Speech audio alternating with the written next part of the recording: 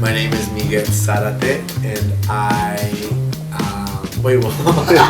My name is Miguel Zarate, and I'm originally from Delano, California, which is a super small town in central Cali, and I reside currently in New York City. Growing up dancing in Delano was really amazing and then really hard at the same time. There was only one dance studio because I'm from a really small town. There was only one dance studio, one high school. What's the name of the studio? Darlene's Dance Workshop, owned by Darlene DiCiano, who Ziegler now, but Darlene DiCiano, who's my godmother of confirmation. But she taught me how to dance, and she was really good. I was blessed because most little towns like that don't have good anything, you know. But we had good dancing. Amazing. Yeah, she was the best. So it was fun. I got made fun of a lot though, but I didn't care. I didn't, because I loved dance so much that like it didn't bother me. The person who told me I was good, who I was a good dancer, was my older sister Briseda, who was my idol and my best friend growing up.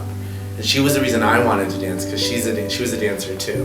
And she told me like, you're good, you should do it, because I wasn't allowed to dance. My parents were like really against it.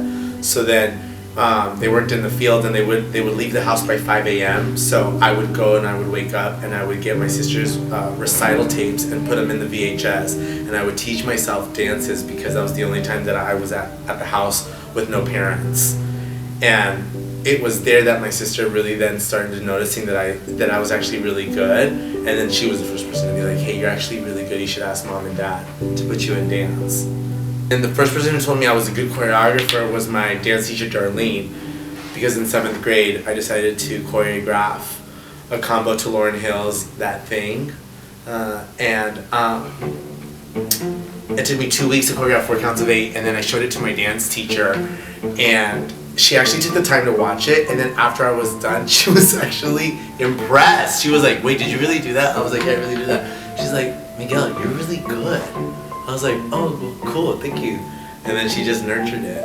I was 12 or 13 years old, in charge of my own little tap classes. And they were so good, they were the best ones. I grew up dancing with just the teacher, the classroom, and the mirror, and you.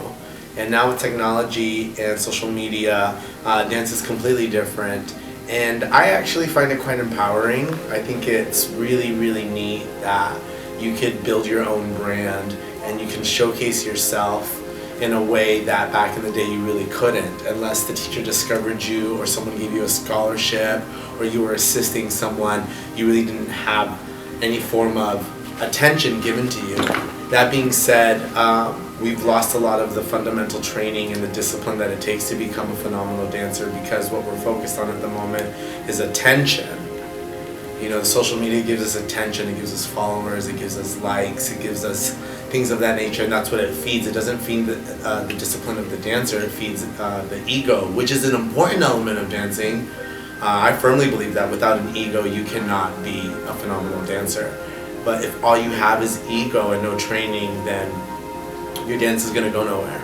It's about the love of it and the actual training, and it's hard, man, it's hard. If it was easy, why would you do it? I mean, it's hard. Dancing is hard, and dancing is a life skill. It teaches you how to be a better person, it teaches you how to be responsible, and it teaches you about your body like no other sport does.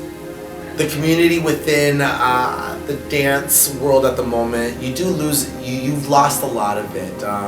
No longer are you interacting within a class space with other movers. You're more concerned about the end result because you know it's going to get filmed. And so you're just preoccupied with focusing on getting the routine so well that you're not feeding off the energy of other dancers in the class. And back in the day, that's really all you had. And it's important that you learn how to dance with people, because for the most part, when you're on a stage, a professional stage, rarely are you by yourself.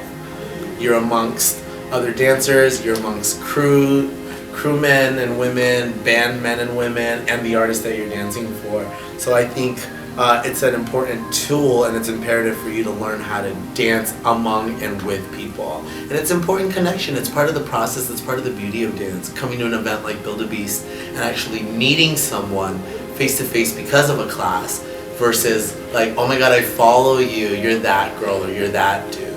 You know, people forget that life is real.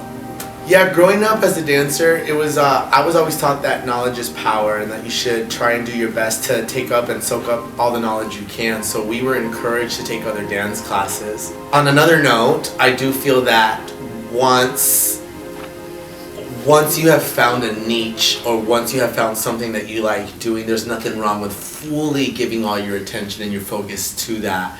If your gift is to pop, you should 100% train in that with the masters of popping, you know, or contemporary or locking or hip hop or whatever you choose to do. But when you're a young dancer and you're coming up, I think it's the most beneficial to take every class you can get your hand on, just so that you can learn something about yourself and your body and how you like to move. The best tool in taking classes is learning what you don't like to do.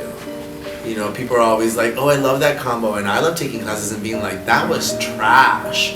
Like, I will never do this, or I hated how the teacher did that, or that transition was so awkward, I will never do that. So I actually learned a lot from the negative, and I applied it in a positive way to kind of build who I am and pick up more tools so that my dancing is even more elite. 16-year-old Miguel walks in the room. What do you say to him? What's your advice to him? 16-year-old Miguel would have been like, calm down, relax, calm down with your movement. You don't have to be such a showboat. I was always a showboat, and I would tell you to take more ballet. Take more ballet, it's gonna help you and it's gonna save your knees. Take more ballet, take more ballet. And I would have told 16-year-old Miguel, you know, at the same time I would have told 16-year-old Miguel, like, yes bitch, go the fuck off, because 16-year-old Miguel was so good. 16-year-old Miguel did not care about anyone but himself and about dance. And he was just unapologetic and a fierce ass jazz dancer, and he knew he was gonna make it. So there's a lot of things that now that I struggle with at 35, I never struggled with at 16.